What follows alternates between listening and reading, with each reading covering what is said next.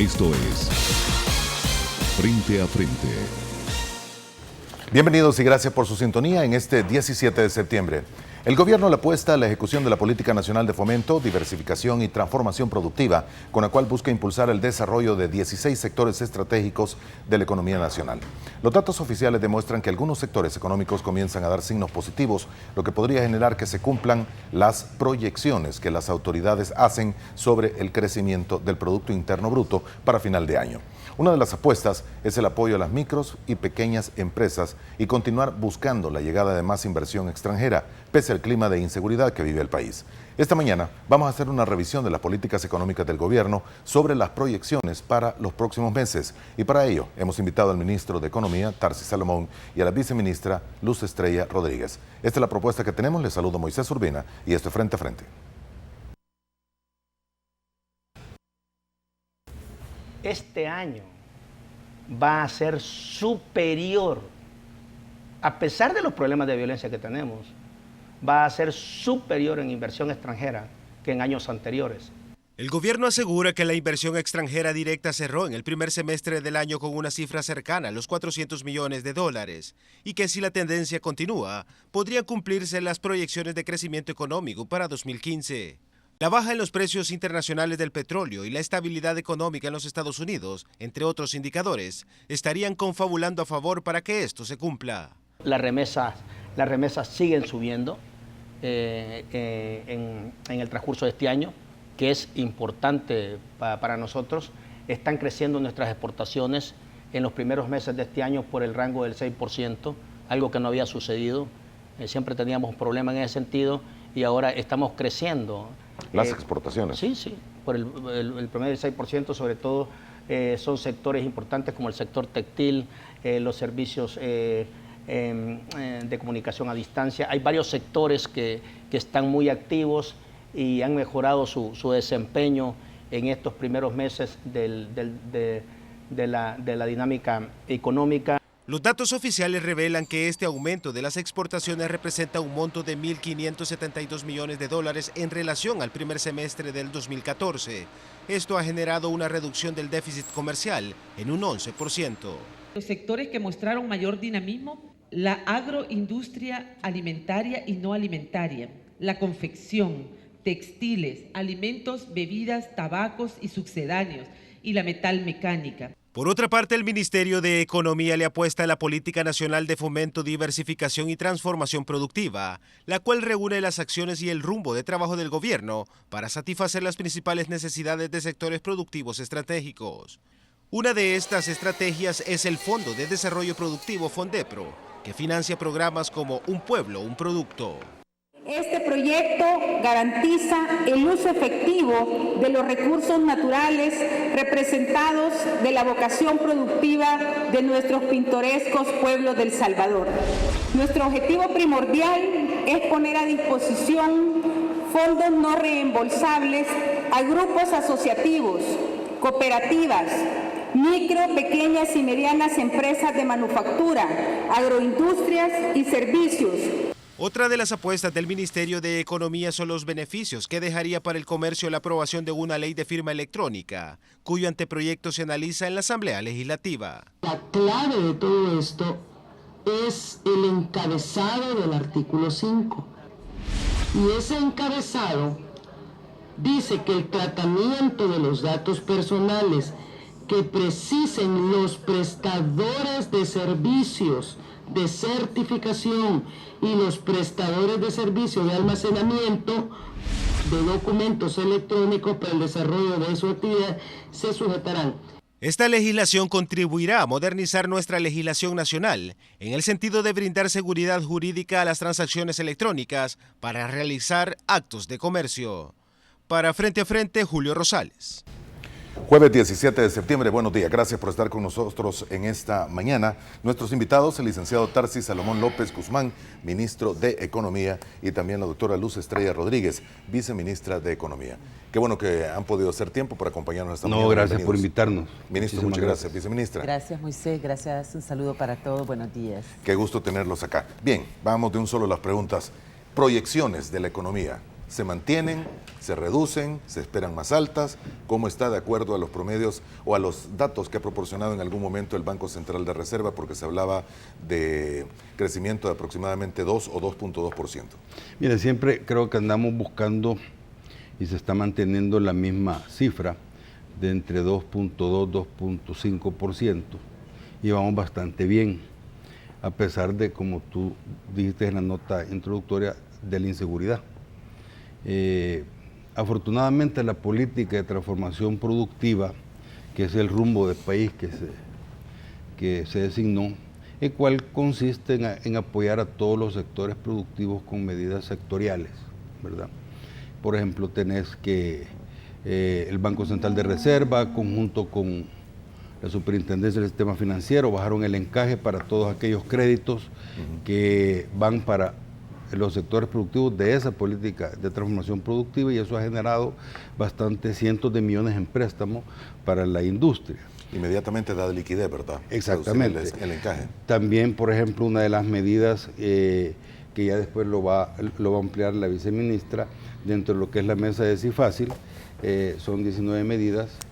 También había una acerca del retorno del IVA del exportador. Cuando tú estás exportando más de lo que vendes en plaza, 60%, 70%, se te va acumulando una devolución de IVA, porque estás pagando más, ya sea por tus materias primas, insumos, lo que sea. Pero esa devolución con años anteriores eran décadas, estoy hablando de 20 años, desde que yo estaba en la gremial de industriales era una de las quejas. Habían algunos gobiernos, no quiero decir cuáles, pero llegaron a tener una deuda hasta de 8 o 10 meses cargando ese capital de trabajo del exportador, ¿verdad? O sea que prácticamente para exportar tú tenías que subvencionar o subsidiar al Estado con esa caja, con ese flujo. Afortunadamente ya el ministro de Hacienda, ¿verdad?, con sus técnicos y todo, ya hizo la reforma al IVA, la reforma fiscal al IVA, y ya es una autoliquidación cada 30 días. Eso le está inyectando, como te digo, llegaban a tener hasta 200, 250 millones en capital de trabajo de las empresas, que ahora se le inyecta también a eso. Todas esas medidas y otras que se están implementando, como las que mencionaron ahí de Fondepro, la pequeña y microempresa, todas las iniciativas que están. Nada menos este día se inaugura el 6º Congreso de CONAMIPE con el tema de innovación y tecnología, que va a ser inaugurado por el señor presidente a las 9 de la mañana. Todas estas iniciativas de emprendedurismo y apoyo han permitido que este mes de julio sea el mes de julio con mayor exportación en la historia de El Salvador, en mes de julio, ¿verdad? Entonces ya se empiezan a ver esos indicios que, si bien es cierto, como tú dices, el tema de seguridad pega muy duro, pero creo que entre más lo fortalecemos la parte económica y fomentamos el empleo, que es lo primero que aún en el programa de gobierno lo puso el FMLN, el empleo el número 1, así como en el plan quinquenal, un país productivo, educado y seguro, ¿verdad? Entre más fomentamos eso, yo creo que nos vamos a ir fortaleciendo y es parte de la criminalidad que estamos viviendo, la falta de empleo. Y hay que separar las cosas, o sea, la violencia la tenemos en toda Latinoamérica y en algunos casos hasta un poco peor, lamentablemente, que nosotros. Pero sí hay que separar las partes políticas, las partes económicas y las partes de violencia. Por ejemplo, te puedo dar un caso, Guatemala. Tú tenés un caos político, pero tienes una economía fuerte. Y tú dices, bueno, ¿y esto cómo es? ¿Verdad? Una economía que va a crecer a más del 3%, una moneda fuerte, el quetzal, que se está revalorizando, trae inversión extranjera. Entonces tú dices, bueno, ¿y esto cómo es con este caos político que tiene? Precisamente porque van fortaleciendo, y el tema económico no es un tema político, ¿verdad? Igualmente aquí yo estoy muy contento que por lo menos en el tema del crimen y la violencia y todo eso, ha habido un acuerdo en Ataco de todos los partidos para unirse. Igualmente el tema económico debe ser un tema en donde todas las fuerzas políticas se deben de... Consensuado. Sí, exactamente. Y se está logrando. Por ejemplo, dentro de poco, espero que la próxima semana se va a presentar ya a la Asamblea Legislativa la ley de protección comercial, que viene a fortalecer todas aquellas medidas contra el dumping, contra las subvenciones y todo eso, y se piensa presentar con todo y el sector privado, ¿verdad? Ah, no me digas. Entonces es una ley, ¿verdad?, que se ha estado preparando desde hace mucho tiempo en consenso con el sector privado. Igualmente, pues le puedo decir a la población, tenemos ya como 4 meses que junto con el Ministerio de Medio Ambiente, la ministra Paul, el sector privado y el Ministerio de Economía, estamos trabajando para la ley de agua y esperamos ya tener un consenso para este fin de mes o al principio del próximo, para presentarse también a la Asamblea. La Ley General de Agua, que también hay un proyecto ya presentado. Exactamente, pero ya estamos consensando algo para llevarlo. Entonces, esas son noticias que, como te digo, o sea, yo siento que cuando el señor presidente, Salvador Sánchez Serén, dice, unámonos para crecer, a nosotros como funcionarios es un mandato, no es algo utópico o algo que ojalá se haga, ¿verdad? No, es un mandato de llamado al consenso, de llamado al diálogo, ¿verdad?, continuo. Y se están logrando muchos esfuerzos, muchos logros, pues, ¿verdad? En ese sentido. Doctora, bienvenida, buenos días. Bueno, buenos días. Yo quiero un poco agregar a la pregunta que tú hacías. Primero, situar el contexto de la economía mundial. La economía mundial creció durante el primer trimestre de 2015 2.2. La proyección de crecimiento mundial es de 3.3 y según la OMC, en América Latina habrá una tendencia de un 1.9 promedio. Nosotros en ese contexto internacional y mundial, ¿verdad?, estaremos con una cifra de crecimiento de aproximadamente 2.3, que se estaba esperando 2.3, 2.5, 2.6, que es la cifra revelada por el Banco Central de Reserva. Entonces, es importante ver el contexto internacional para saber cómo nos situamos. Hay un dato muy importante también que vale la pena mencionar. Tenemos el análisis al semestre de los datos de inflación en América Latina y El Salvador se sitúa como el país con menos inflación latinoamericana.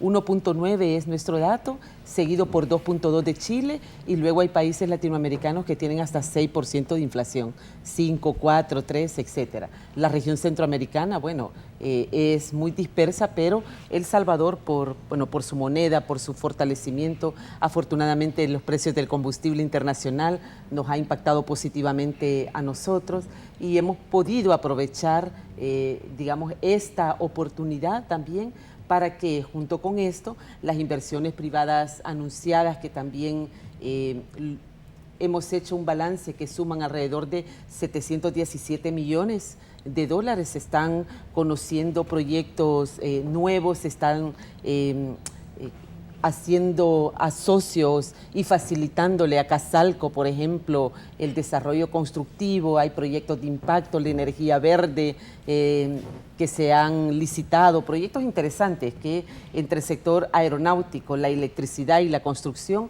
tenemos una proyección interesante a cierre de año y a principios del año 2016. El GOES también por su parte está realizando inversión pública que creo que está a la vista de todos, los pasos a desnivel, inversiones en carreteras estratégicas, la inversión de Fomilenio que nos va a significar un impacto muy positivo con el desarrollo ya y con la oficialización del proyecto de Fomilenio, los fondos de Unión Europea, que son más de 200 millones también, que se suman a que es dinero que queda en el país y que da flujo de capital, ¿verdad?, en el país. Así que nosotros creemos que además la proyección de entrada de inversión extranjera, tenemos un aproximado de 400 millones, que es lo que se espera, 470 millones de dólares, y creemos que el año anterior fue bastante positivo, una recuperación franca de inversión extranjera directa. Si no hubiera salido Selenel del país, si no se hubiera tenido que pagar esos 270 millones, nuestra inversión extranjera directa hubiera sido un crecimiento comparado con el año anterior, quiero aclararlo, de más del 200%, ¿verdad? Pero los datos son interesantes. Ahora, un par de preguntas sobre esto. Usted me dice, la inflación en El Salvador es de 1.9, Sí. la más baja de América Latina, Exactamente. incluso por debajo de Chile, pero es una inflación baja. Sin embargo, el crecimiento económico del país es todavía más bajo que eso, lo cual le deja en problemas al final cuando termina de sacar números.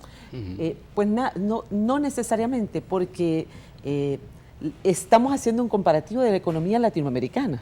O sea, te estoy hablando, el crecimiento económico del Salvador estará en el promedio latinoamericano, en el promedio mundial. O sea, el crecimiento mundial se espera de 3.3, como te decía. El crecimiento latinoamericano promedio será rozando el 2.2. Nosotros, 2 y 2.2. Nosotros esperamos un crecimiento de 2.3, 2.4. En realidad, hemos tenido una tendencia de 1.9, 1.7, 2%. Con nuestro crecimiento, y estos 3 puntos, punto 3, que se le pueden sumar, de verdad la economía puede ir, si esto se mantiene y logramos la meta del 3%, el impacto que puede sentir la población, porque ahí es donde es lo más interesante, la generación de empleo, las oportunidades de trabajo, la diversificación de los sectores, que es a lo que le estamos apuntando con la política de transformación, deben sentirse en la población. Y justamente lo que decía el ministro, estamos desarrollando una serie de iniciativas junto con el sector privado, y precisamente para facilitarles el comercio, para facilitarles y hacer la simplificación de trámites, para hacer procesos menos burocráticos, para atraer inversiones. En China nosotros, en China-Taiwán, tuvimos más de 100 empresarios en el foro de inversión que estaba programado en el contexto de toda la visita oficial, y planteábamos las oportunidades estratégicas y logísticas que El Salvador posee y que debemos aprovechar. Por ejemplo, el día de ayer estuvimos con el viceministro de Bielorrusia, viceministro de Relaciones Exteriores de Bielorrusia, con el viceministro de Agricultura, que están en el país, y volvíamos a hablar del tema de las oportunidades logísticas. El Salvador se sitúa en el centro de América. Tenemos tratados de libre comercio con países y regiones estratégicas, con Estados Unidos un proceso de degradación de CAFTA acelerado que está ya casi por cumplirse casi el 90% de las fracciones arancelarias con libertad de impuestos, de aranceles. Tenemos el tratado con el acuerdo de asociación con Europa, que nos da una libertad también con posibilidades de 28 países, con Chile, con Colombia, con una fortaleza interesante, Centroamérica, libertad de flujo comercial, México, Taiwán. Entonces sí nos ubicamos en un centro estratégico logístico, y estamos tratando, ¿verdad? Estamos tratando, y es nuestra meta, de darle a conocer al mundo las oportunidades logísticas y estratégicas que representan El Salvador. Venir alguien de Bielorrusia, por ejemplo, que no es ni miembro de la OMC, pero que tiene fortaleza económica, instalarse en El Salvador y de aquí hacer una plataforma de exportación, de incursión con inversiones, y de aquí exportar, es una oportunidad para ellos. Ahora, entonces, de eso se trata. ¿Qué nos dicen números? Como por ejemplo, usted me dice, probablemente terminaremos o llevamos 400 millones, si no me equivoco, de dólares en inversión extranjera para este año. ¿Qué nos dice cuando ponemos este número y lo comparamos con inversión que, por ejemplo, tiene Costa Rica, que si no me equivoco es de 10 veces esta cantidad?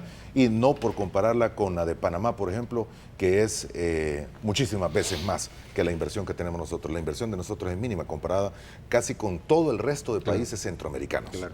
Mira, como tú bien dices, o sea, no puedes comparar nada más el porcentaje de inflación con inversión. También hay otras variables de empleo, de inclusión, de equidad y todo, que una sociedad es la que lo mantiene, porque tú puedes tener una fuerte inversión, pero tenés una sociedad no equitativa o que es excluyente, ¿no? Panamá tiene una fuerte inversión. Sí, no, te estoy diciendo todas las variables. También tenés que analizar que esto viene de décadas. Y cuando uno dice, mira, ¿y por qué es de décadas? Entonces hay que analizar qué es lo que tenemos en la mano, y que muy poca gente habla sobre eso. Por ejemplo, tú tienes que lo fuerte de nuestras exportaciones y lo fuerte de nuestra inversión extranjera son textiles y confección. Sigue siendo textiles y confección. Estás hablando de casi el 50% de nuestras exportaciones, pero cabe mencionar que su gran mayoría, 90-95%, está en zonas francas o en regímenes especiales, ¿verdad?, que tienen incentivos fiscales. Entonces dices, bueno, ¿y por qué no viene la demás industria aquí? Lamentablemente, para algunos, afortunadamente para otros, el capítulo agrícola, completamente el capítulo agrícola, está exento de que tú vayas para zona franca. Aquí tenemos, por ejemplo, Lismar, que es la de jugos Petit, que sus exportaciones son el 90-95%, ¿verdad?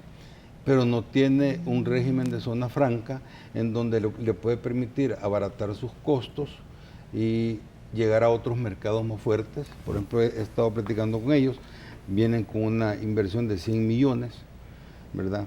Esta misma compañía. Sí, esta misma compañía.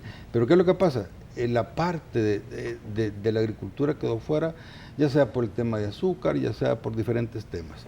Y que afortunadamente tiene su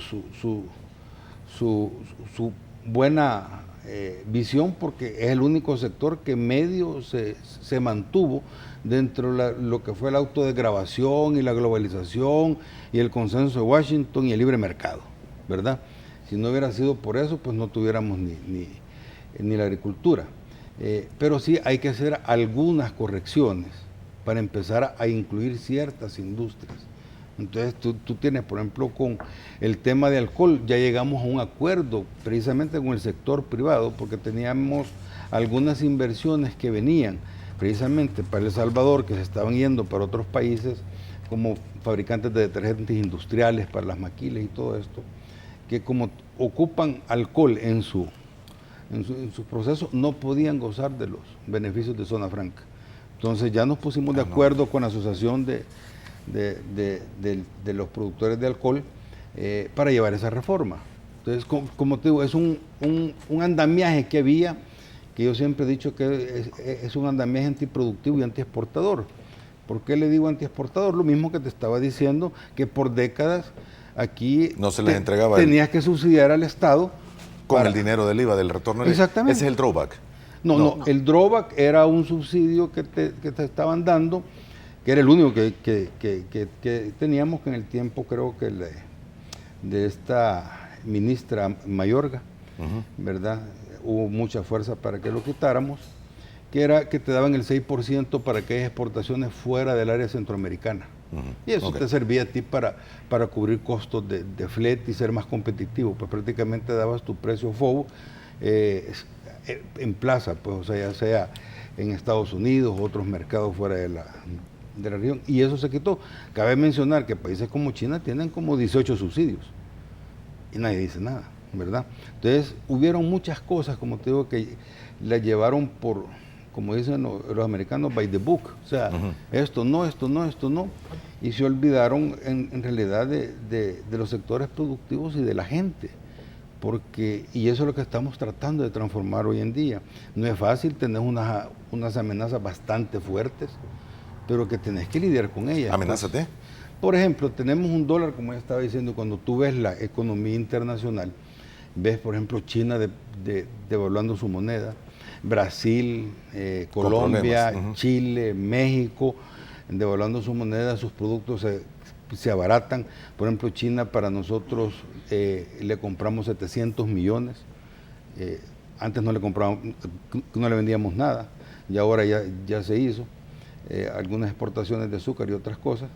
Pero esos 700 millones o se te bajan por la devaluación que ellos tienen, o se te aumenta porque viene más producto terminado que nos puede quitar empleo aquí para que el que está produciendo. Entonces, ahí es donde yo vengo y digo, mira, esas son las clases de temáticas que yo quisiera que tocáramos como economía. ¿Cuáles van a ser las políticas o las subvenciones o el planteamiento estratégico para detener ese impacto que te puede dar ante la industria en El Salvador, ante el empleo, la pérdida de empleo, porque la gente empieza a traer más producto terminado, ¿me entiendes? Entonces, ¿tú qué vas a hacer, verdad? Como país, tienes el caso del café. El café te puede llegar a 130 el quintal y aquí hay muchos que ya pierden porque tal vez su punto de equilibrio es 150, ¿verdad? Pero para Brasil, con esa devaluación que tuvo, le sigue ganando. Lo mismo es el azúcar y lo mismo es todo lo que está produciendo Brasil. Entonces, ¿cómo lo vas a hacer aquí? Entonces, son de las cosas que, como te dije, viene lo que es la ley de defensa comercial, ¿verdad?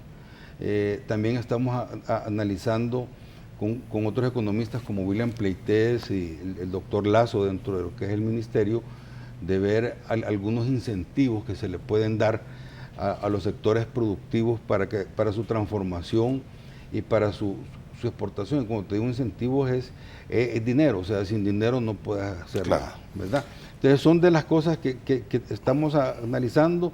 Igualmente tenés el cambio climático que te está pegando muy fuerte. ¿Qué vas a hacer? Una sequía que nos ha golpeado. Mira, afortunadamente estamos trabajando ahí en el ministerio.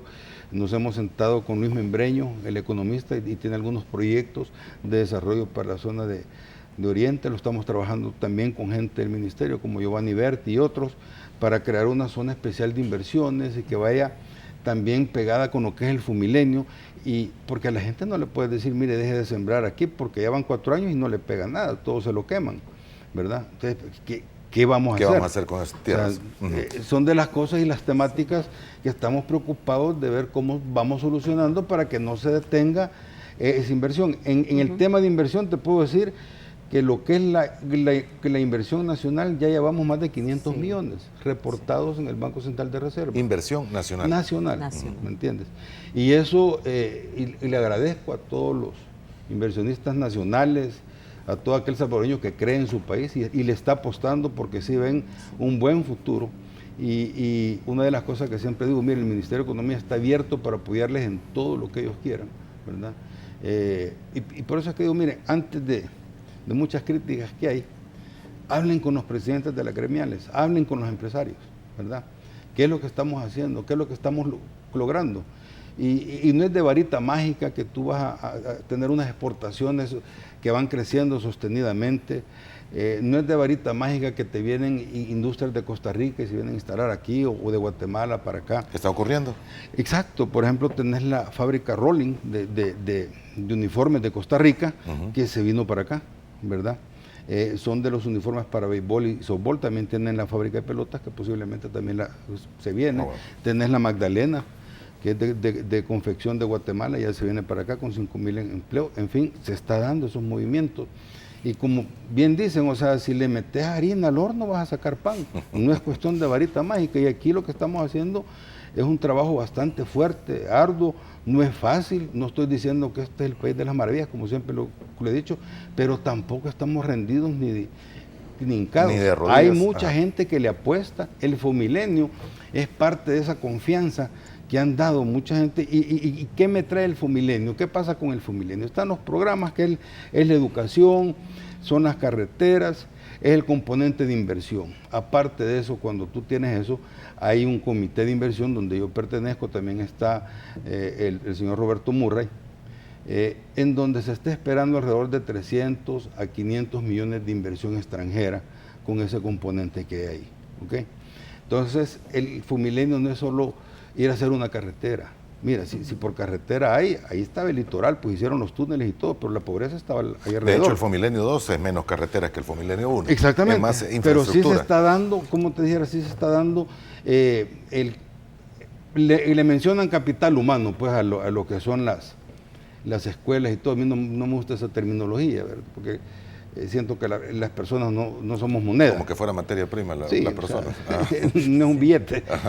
Para mí es el potencial humano. O sea, tú tenés que sacarle la potencialidad y las capacidades a todas las personas y viene por formarlos precisamente para ese desarrollo que tú estés esperando. Vuelvo a lo mismo. Si metes harina vas a sacar pan. Si educamos una nueva generación, ¿verdad? Para un futuro productivo, sí vas a tener sí, vamos a tener un pregunta más adelante. Ok, tengo que ir a la primera pausa, que por cierto dura 5 minutos y medio. Cuando regresemos quiero preguntarle un poco más de esta ley de protección comercial y quiero también que usted me mencione un poco más de la experiencia que se tuvo en Taiwán, la visita en la que estuvo el vicepresidente de la República. Ya regresamos.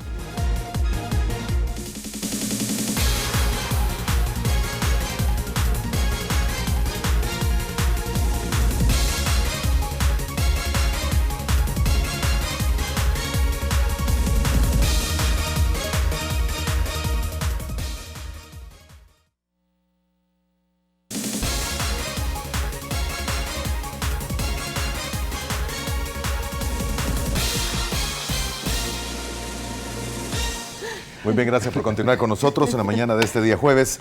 El ministro de Economía, licenciado Tarsis Salomón López Guzmán, y la viceministra de Economía, la doctora Luz Estrella Rodríguez, son nuestros invitados en esta mañana.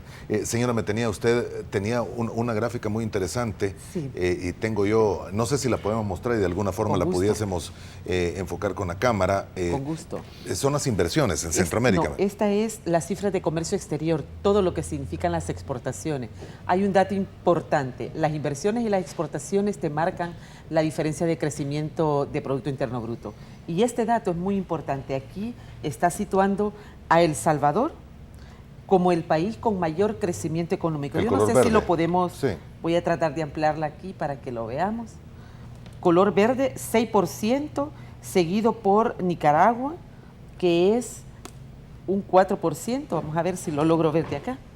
Nicaragua 4%, Guatemala un 3%, Costa Rica se sitúa en el último lugar con un decrecimiento del 16%, negativo. O sea, El Salvador en realidad en el semestre se ubicó en la posición privilegiada. Y hay un dato sumamente importante y quizás tan importante como este, que es la exportación de servicios. Nosotros tenemos una fortaleza impresionante en la mano de obra calificada, en la gente. Como tú lo cerrabas casi en el segmento anterior con el ministro, es la gente la que hay que aprovecharla, es la mano de obra calificada, es la capacidad de integrarse de los salvadoreños a un nuevo, digamos, proceso productivo. En la parte de exportaciones de servicio, nosotros tenemos un dato de una balanza comercial positiva. Exportamos, tuvimos un crecimiento del 17.8% en lo que son servicios de telecomunicaciones, servicios a distancia. Esta cifra es una cifra que nunca se había situado con estas características en el país. El sector de servicios creció 13.4%, esto significaron 68.1 millones adicionales en los servicios, y lo más importante es que aquí es dinero que te queda directamente, digamos, en el bolsillo de los salvadoreños, porque es pago directo por un servicio prestado, digamos, por aquellos salvadoreños y salvadoreñas que trabajan en los servicios a distancia, en la parte de telecomunicaciones, en los servicios aeronáuticos, en la parte que se da en las prestaciones que damos directamente con la mano de obra nacional. Este crecimiento que se registró da una dinamización fuerte en el sector, y bueno, no es de nadie desconocido. Los servicios de call center están privilegiando El Salvador y República Dominicana como sus dos países más importantes de América Latina. Así que pues creo que, como decías tú, hay que hacernos de verdad esta ilusión del Salvador. Hay que trabajar porque demos también estas buenas noticias, ¿verdad? Porque también aprovechemos que el impacto y la inversión que el gobierno está haciendo en programas sociales, la inversión que se está haciendo en toda la serie de infraestructura pública, los inversionistas privados que están también comenzando a reinvertir en El Salvador, todos los esfuerzos logísticos. Nosotros tenemos desde casi el inicio de nuestro trabajo con el ministro, se realizó un esfuerzo interesante con las gremiales, con las 7 gremiales más importantes. Se constituyó CIFACIL, y con CIFACIL, donde está la ASI, está Cámara SAL, están la Cámara de comercio, los exportadores, Coexport, etcétera, son 7 gremiales con las que tenemos una relación muy, muy, muy cercana, y ellos nos trazaron 19 medidas. El ministro comenzó todo este lobby ya cuando tenía todas las medidas. Aquí estamos. Este es nuestro desafío y a trabajar, ¿verdad?, con esto. En esas 19 medidas, muchas no son del Ministerio de Economía, pero nosotros, por la política de facilitación de comercio, el acuerdo de Bali, que es un acuerdo de la Organización Mundial de Comercio, donde el país es firmante. Estamos por ratificarlo en la Asamblea Legislativa, pero es un compromiso internacional y respetuoso de los acuerdos multilaterales. El compromiso de facilitación de comercio también nos llama a coordinar desde los ministerios de economía del mundo lo que es facilitación de comercio. Y esto lleva simplificación de trámites, esto lleva mejora en los puestos fronterizos, esto lleva a trabajar interinstitucionalmente en todos los países. Y es así como las 19 medidas que el sector privado nos pidió que comenzáramos a revisar, incluyen decisiones del resto de ministerios. Bien decía el ministro de Cáceres aprobó, ¿verdad?, la devolución del IVA exportador, un nuevo mecanismo que llevó hasta reformar el artículo 72 de la ley de devolución del IVA, porque fue una de las peticiones, de estas 19 peticiones a resolver por sí fácil, esta era una de esas. Entonces tuvimos una serie de reuniones y finalmente el ministro y su equipo presentan esta propuesta, el sector privado la ve muy bien, la llevamos a la Asamblea, se aprueba. La segunda fue la ley de firma electrónica. Estaba en la Asamblea desde el 2011, la desempolvamos, la revisamos, cabildeamos y ahora está en plena discusión en la Asamblea. Sí, la ley de defensa comercial es parte de las 19 medidas. Nosotros, esa sí la hemos construido desde la Dirección de Administración de Tratados Comerciales, es una propuesta del Ministerio de Economía, está ya en CAPRES y pronto esperamos que en estos días la llevemos a la Asamblea, pero es parte de las 19 medidas. Hay cosas muy prácticas, por ejemplo, el operador económico autorizado, para que desde las zonas francas, desde las zonas francas, la mercadería salga ya con su chequeo previo, con sus trámites completos y no se detenga, de aduana, ¿verdad? De aduana, y no se detenga en frontera, sino que ella lleve su certificación y toda su constancia de que ha pasado la certificación aduanera y pase por frontera. Entonces son desde colocar básculas homologadas para que desde que salga de la mercadería de la empresa no tenga variación de peso a la hora de exportar. Estamos trabajando fuertemente con el sector privado y de verdad te lo digo, expresiones, como dice el ministro, hay que preguntarle a ellos, expresiones de ellos, nunca nos habían atendido tan de cerca como hoy lo estamos sintiendo con ustedes. Y esa es nuestra meta, pues, facilitar y lograr estas cifras de exportación, lograr este crecimiento económico, que es nuestra meta. Finalmente es, digamos, la meta más importante, el crecimiento de El Salvador económicamente. Déjeme entenderlo, y solo para los amigos televidentes que nos regalan su sintonía esta mañana, la famosa esta ley de firma electrónica, se habla mucho de ella. ¿Qué es una ley de firma electrónica? Porque ¿cómo lo vas a ver? Pues sí, ¿cómo se va a ver? Porque cualquiera diría, bueno, sí, así yo compro por internet, yo hago cualquier cosa. ¿Y eso cómo se come? Y eso cómo se come, pues, en términos sencillos. Mira, hay muchas aplicaciones. En primer lugar, El Salvador es el único país en Latinoamérica que no la tiene. ¿El único? El único. Aparte de eso, solo para terminar hay unas islitas por allá, pero es el único. Solo para terminar lo que ella dijo. Yo me siento muy agradecido, tanto mi persona como todo el equipo del Ministerio de Economía, el haber recibido un reconocimiento de parte de Coexport en la última premiación, ¿verdad? Por los apoyos que tenemos en Fondepro para con ellos y todas estas aperturas y diálogos que estamos viendo y que ellos se están viendo beneficiados. Por eso es que te digo, ¿verdad? O sea, metele harina y sacas pan. O sea, ninguna gremial va a venir a un ministerio a decirte te voy a reconocer tu esfuerzo. Ahora, la firma electrónica. Mira, la firma electrónica es un adelanto, ¿verdad?, que te elimina un montón de tramitologías y te va a dar, por ejemplo, un eje, así para que lo vayas entendiendo cómo desamarrar el tamalito y ver cómo se come. Por ejemplo, tú tienes la pensión. La pensión, la persona jubilada, ya de edad, tiene que llevarla cada 6 meses a que la vean para ver si está viva para seguirle pagando la pensión. Así es. ¿Verdad? No importa si la persona anda en silla de ruedas o anda con su tanque de oxígeno. Físicamente tiene que llegar para darse cuenta que está viva. Ahora, cuando tú tienes una firma electrónica, cuando tú tienes un gobierno virtual, en el momento que haya una defunción, ¿verdad?, eso se sube. ¿me entiendes? Al gobierno virtual, y eso ya está autorizado con las firmas correspondientes. O sea, las firmas se certifican, ¿me entiendes? O sea, no tienes que poner la tuya una vez certificada. Eso es como el comercio electrónico, de la misma manera.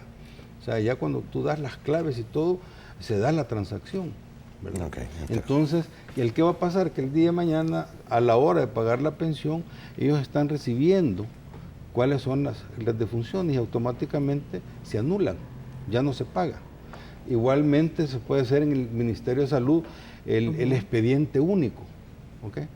Que tú lo puedes tener, tú estás en Santana y vas a pasar consulta en San Salvador, porque está en San Salvador, lo ven en línea. Inmediatamente en línea tú lo bajas y ahí están certificados todo lo que puso el doctor y todo.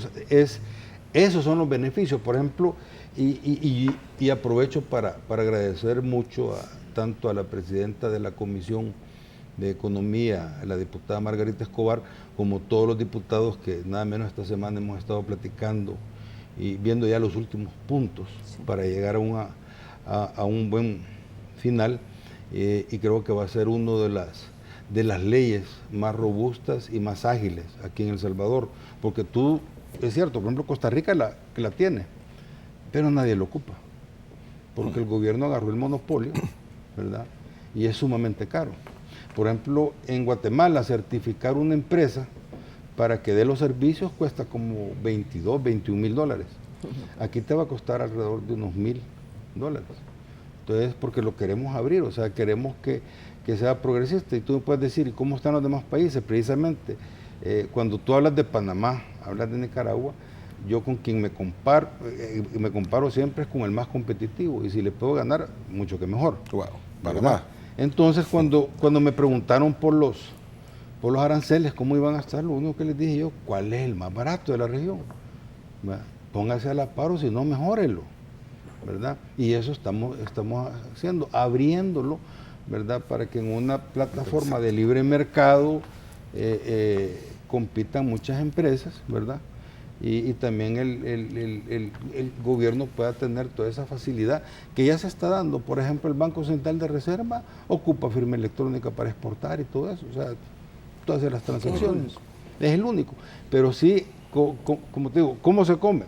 Así es como la situación, o sea, los beneficios que vamos a tener como país en tramitología, en la carga regulatoria de esto, solo imagínate cuando te piden tanta cosa, que con notario, firma, es la de no terminar, ¿verdad? Entonces, son de los beneficios para que vayas viendo cómo me queda claro. Solo quizás una cosa te quiero agregar. La iniciativa presentada en el 2012 estaba hecha precisamente para que se trabajara el comercio, digamos, para pasar a un comercio electrónico. Se ha tenido que hacer ajustes precisamente por lo que explicaba el señor ministro, porque definitivamente en el contexto que lo analizamos sirve para todo el aparato de gobierno, y esto nos puede dar hasta un 20% de reducción del gasto del Estado. Estamos hablando de la papelería que se utiliza, que ya eso se puede obviar, los expedientes que se llevan en línea, etcétera. Entonces le tuvimos que ir agregando estos elementos para que la ley de firma electrónica sirviera como una firma electrónica también, como una firma digital, y que esto nos pudiera dar esa fortaleza de país. Tuvimos una reunión con Corea, nos presenta cuál es su gobierno digital, y de verdad que es impresionante, y con estos agregados y con las reuniones interinstitucionales que promovió también la Comisión de Economía de la Asamblea Legislativa, se le hicieron estos ajustes para que nos sirviera a todo el aparato y sea parte de la modernización del Estado salvadoreño. Así que pues esto, la verdad que tenemos que hacer el comité público-privado, tenemos que hacer diferentes mecanismos para que sean accesibles. Estábamos revisando la parte financiera y bueno, hay países que tienen, como Chile, a 25, 30, 50 dólares, dependiendo de cuál va a ser el nivel de oportunidad y de uso de la firma. Entonces también es una propuesta nueva que le vamos a plantear a la comisión para que sea accesible y se pueda utilizar de forma práctica como lo queremos hacer. Bien, vamos a ir a la última pausa que nos está comiendo el tiempo. Regresamos en 4 minutos.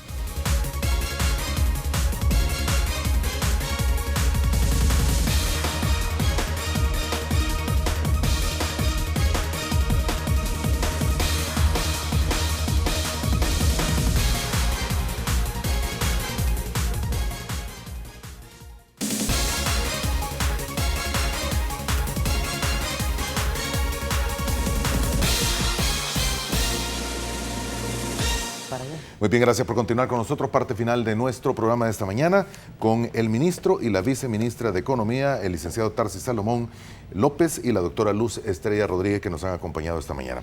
Primero usted, señora, tengo entendido que va de viaje en las próximas horas, en los próximos días, para Corea. ¿Es así? Exactamente. Salimos el día viernes encabezando la delegación salvadoreña. Vamos de cada país de Centroamérica a iniciar las negociaciones del Tratado de Libre Comercio con Corea del Sur. Este es un acuerdo comercial, un tratado internacional que vamos a hacerlo en bloque centroamericano. Vamos a partir de una negociación de una lista única centroamericana, por eso lo estamos haciendo en conjunto, y luego cada país va a tener sus sensibilidades, sus reservas, digamos, ante el tratado, dependiendo de la situación de cada país, pero vamos a tratar de hacer lo más que podamos una lista única. Salimos el día viernes, una delegación de equipo técnico y de alto nivel. Vamos todos los viceministros de Centroamérica, que somos los jefes negociadores de cada país, e iniciamos este Tratado de Libre Comercio. Hemos hecho un proceso de consulta nacional, a través de la ODAS, con las gremiales, consultar con los sectores, cuáles son las sensibilidades ante Corea, cuáles son las oportunidades para llevar una posición de país. Hemos hecho un análisis también integral del comercio y las oportunidades de comercio con Corea, y vemos también que hay sumamente grandes oportunidades. De hecho, ya hay una inversión extranjera directa de Corea hacia el país importante. Además, ha habido cooperación previa de COICA. Hay muchísimo, terreno que discutir, y hemos aperturado un capítulo de cooperación que va a ir en el TLC y un capítulo de inversiones como un capítulo especial. Y Corea y Centroamérica hemos consensuado que en este Tratado de Libre Comercio, como en ningún otro, no tenemos ninguno con este precedente, se va a dejar no solo la Comisión de Administración de Tratado, sino la Comisión de Administración de Inversiones. Vamos a trabajar con una comisión especial para las inversiones de ambos países, pero bueno, tratando nosotros de aprovechar la inversión extranjera directa, buscando partners, buscando socios locales que ellos dicen, bueno, la inversión de Corea puede llegar, ayúdennos a buscar socios locales y hacemos partners porque eso nos da mayor grado de confianza. Así que salimos a la primera negociación, la segunda negociación será en El Salvador. Corea viene y todo Centroamérica viene a El Salvador, y la tercera, para no ir hasta allá porque los costos son mayores para la región centroamericana, vamos a hacerlo en un país intermedio. Trataremos de hacer lo más óptimo en el tiempo posible, con la mayor celeridad, para tener este tratado comercial que sin duda ofrece oportunidades para el mundo. Interesante. Y usted, señor, que te tenía pendiente 2 preguntas, y así porque el tiempo nos come. Una es esta ley de protección comercial. De defensa comercial. Sí, de defensa comercial. Y lo otro es precisamente lo que usted en algún momento mencionó del TPP. Y volvemos a lo mismo. Ahí nos identifica qué es TPP, así letra por letra, como dice, para poder abrir el tamalito. Ok, quisiera empezar por lo que es el TPP, el Trans-Pacific Partnership. Esto es un tratado de libre comercio que está haciendo Estados Unidos con los países asiáticos. La gran amenaza que tenemos como país y como región es la parte de Vietnam, porque Vietnam en textil y confección, hoy por hoy, es el segundo proveedor de Estados Unidos, aún pagando el 30% de impuestos. Habían unas discusiones que se le iba a permitir usar textiles de China y la parte de Vietnam. ¿Qué es lo que pasa con Vietnam? Hay desigualdades que no se están cumpliendo.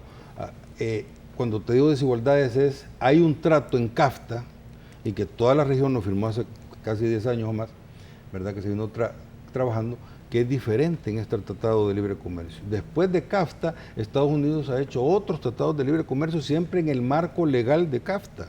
O sea, lo mismo que tenemos nosotros.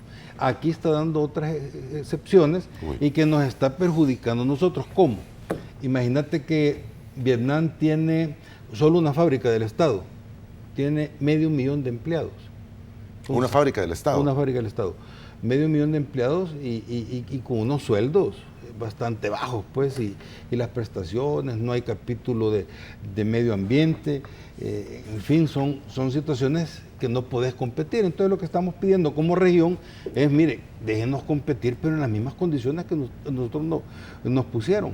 Aún los mismos inversionistas que han venido aquí al país, que el 90% de la inversión en textil y confección es de Estados Unidos. Y con ellos vamos allá a Washington y es la misma queja. O sea, ¿cómo es posible que hace 10 años me dijiste voy a ir a invertir en El Salvador porque ahí es donde me estás dando una apertura comercial y ahora me estás cambiando las reglas de que voy a estar en desventaja con Vietnam?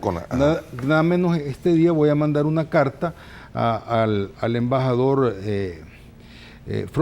Michael Froman, que es el embajador, el que está como representante en las negociaciones de parte de Estados Unidos, porque fíjate, solo tenés en la partida de suéteres, a la región le afectan más de 2,000 millones de dólares en exportación.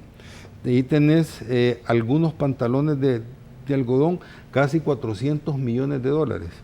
Y ropa para bebé, casi 80 millones de dólares. O sea, no es tanto la exportación en números, es empleo de lo que estamos hablando aquí. O sea, ya cuando tú dices que lo voy a afectar en casi 2.500 millones o 3.000 millones a una región como estás hablando de mucho empleo. ¿Por qué? Porque la mayoría de nuestras exportaciones vienen de estos sectores, más El Salvador, que es el más fuerte en textil y confección. Entonces se le va a mandar esta carta, ya están en las últimas negociaciones, y aquí es donde se te puede disparar cualquier cosita, ¿verdad? Que a última hora va a negociar Vietnam, y si es necesario ir, pues tenemos que ir. Y ya yo como ministro ya fui, ella como viceministra ya fue 2 veces a andar hablando con todos los senadores, con todo esto, y de lo que estamos hablando es mantener y fomentar más el empleo en El Salvador. Y para eso está el Ministerio de Economía, para las políticas sectoriales, para apoyar la transformación productiva y defender el empleo, igual que la política de defensa comercial, que va a ser la primera en toda la región y el Caribe, que es en contra de los dumping, contra los subsidios, contra las subvenciones, ¿me entiendes? Porque hoy por hoy tú le puedes decir a alguien, mira, me lo están trayendo de X país y lo están vendiendo abajo el costo, me están tirando, ponete el sobrante y están rompiendo el mercado, pero yo no tengo un marco legal de cómo poner una demanda y cómo procesarlo o cómo detenerlo. Entonces, esta ley se ha trabajado con todos los sectores productivos y como te digo, yo espero que entre hoy y mañana me la entregan ya de Casa Presidencial para la próxima semana, que ha sido consensada con todos ellos, con la ASI, con Coexpo, irla a presentar con el sector productivo. Va a ser la primera vez que un ministro de Economía va a la presidencia de la Asamblea a presentar una ley con el sector productivo, porque como te dije de un principio, o sea, para el gobierno del presidente Salvador Sánchez Serén, el unámonos para crecer no es broma, ni es un eslogan, ni publicidad barata, sino que es un deber ser, y yo creo que en todas las áreas es donde tenemos que empezar a llegar a esos diálogos. De lo contrario, creo que vamos a estar siempre con unos crecimientos bajos, ¿verdad? Qué preocupante esto del Trans-Pacific. Sí, claro, y como te digo, en eso estamos concentrados. Pues, o sea, por eso es que muchas veces hay mucho ruido de otras cosas, y como yo les digo a los periodistas, hablemos de las cosas coyunturales que sí son una amenaza para el empleo y para la ciudadanía, que es en realidad que el sector privado se tiene que expresar. Mire, y solo poniéndolo en perspectiva, son mucho más bajos los costos allá en Vietnam.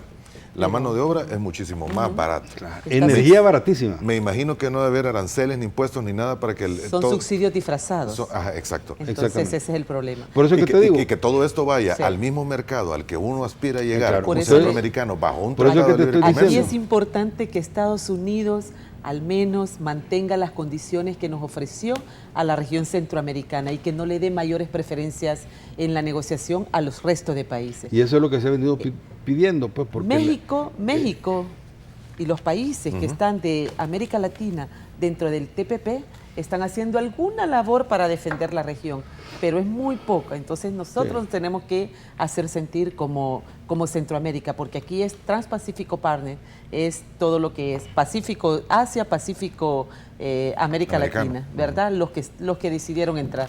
Bueno, aquí vale la pena elevar, ¿verdad? La voz para que sea escuchada. No, y yo Centroamérica estamos unidos en esto, ¿verdad? En la defensa del sector. Yo he sido fuerte en eso y como le dije a un senador, explíqueme, le dije yo, estábamos hablando con los del USTR, que son la Organización de Comercio, explíqueme cómo están jugando o cómo balancean esto, que por un lado me están dando un proyecto de los 3 países, ¿verdad? Triángulo Norte. Del Triángulo Norte me están dando que 1.000 millones y todo eso, y por el otro lado me están quitando un montón de empleo, ¿verdad? Con unas... no es que solo me lo quiten, sino que me están poniendo una situación muy diferente a lo que era el CAFTA. Y no solo a mí como país, sino que como los inversionistas. Cuando yo fui allá, andaba con todos los inversionistas de Unify y toda esta gente, los americanos, o sea, viendo a los senadores, era su senador, pues, y ellos mismos le reclamaban, o sea, no me cambien las reglas. ¿Cómo es posible que me dijeron hace 10 años que este iba a ser el marco legal para la inversión y así se ha venido trabajando todos los acuerdos? Y ahora se hace esto, que es cierto, en ese Tratado de Libre Comercio ahí van los vehículos, ahí va tecnología, ahí va todo, pero cuando tocamos lo que nos interesa a nosotros, que es Vietnam, y el textil y confección, es cuando miramos, mira, eso nos puede pagar un desempleo enorme, pues. Sí. Y ese es el trabajo que se ha venido haciendo conjunto con el sector privado. Por eso es que les digo, vayan a hablar con los presidentes de las gremiales, con Camtex, con los empresarios, cómo estamos trabajando en el Ministerio de Economía, cómo se le está defendiendo. Cabe mencionar que esta lucha viene desde hace muchos años y hasta que entramos nosotros en la gestión, fue alguien de los titulares a Washington a pelear con el sector privado para estar con los senadores. Antes era el embajador del Salvador en Estados Unidos y hasta ahí paraba. Fue la primera misión oficial. Entonces, son de las cosas, como te digo, que se tienen que hacer y esa es la tarea que tenemos. Y yo me siento satisfecho porque se están haciendo logros, o sea, se detienen muchas cosas que nos pueden perjudicar y yo sí le veo un buen futuro al país, tenemos un rumbo productivo, los sectores se están dinamizando y más que todo la inversión nacional es donde se ve que ya cuando te dicen 500 millones, aquí están, de las empresas, Petacón, Lactosa, todo esto, aquí está. Te da el futuro, pues, o sea, no estamos haciendo mal. Y muestra la confianza también de los no es fácil, no es fácil. Gracias, ministro, viceministra, muy amables, gracias. Vamos a seguir hablando. Buen viaje, buena suerte. Muchas gracias. Y a usted también. Gracias por su tiempo. Feliz día, gracias por haber estado con nosotros. Esperamos contar con su sintonía mañana viernes a la misma hora, si Dios así nos lo permite.